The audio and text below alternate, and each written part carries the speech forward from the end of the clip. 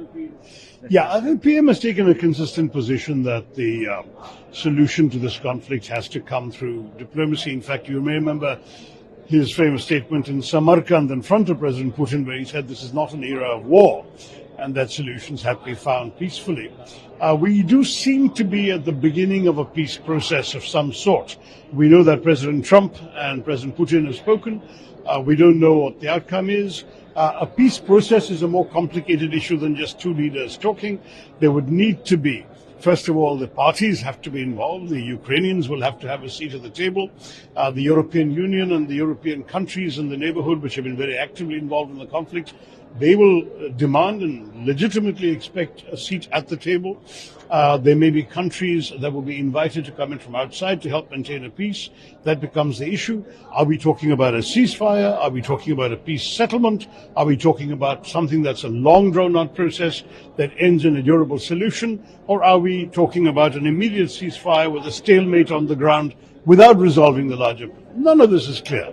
And it seems to me that for us to sit here and start speculating is not a very useful exercise.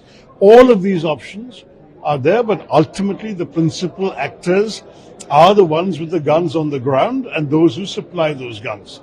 Let's be very honest. They are the ones who can decide the pace of any peace and how far it goes. So let's wait and see what comes out.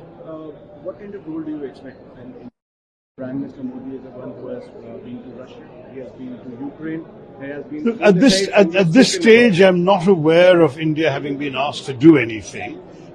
Clearly, President Trump has taken the lead in talking to the Russians about this. Until such time as a country like India is invited to be involved, I think we should just watch and wait.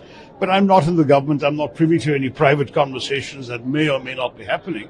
All I will say is that we have a very long record in peacekeeping. We've sent collectively in the last 75 years maybe 250,000 peacekeepers around the world, 49 operations, different parts, all far away from our country.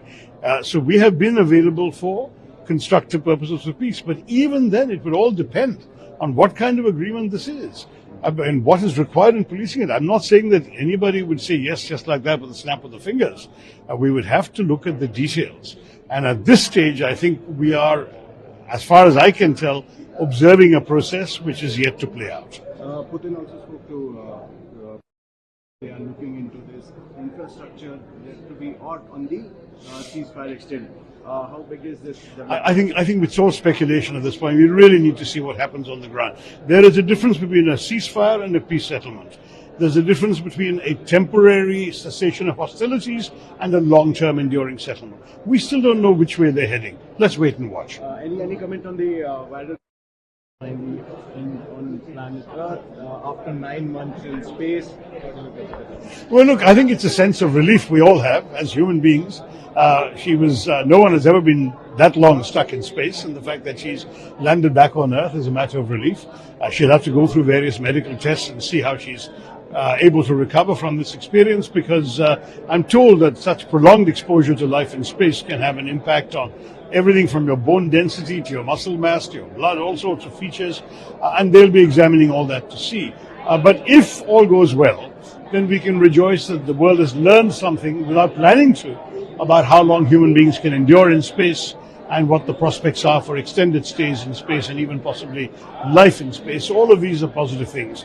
Obviously, the fact that she's a member of our diaspora, even though she wasn't born here or raised here, but she was somebody with a connection to our country, adds a special dimension of satisfaction as her successful return.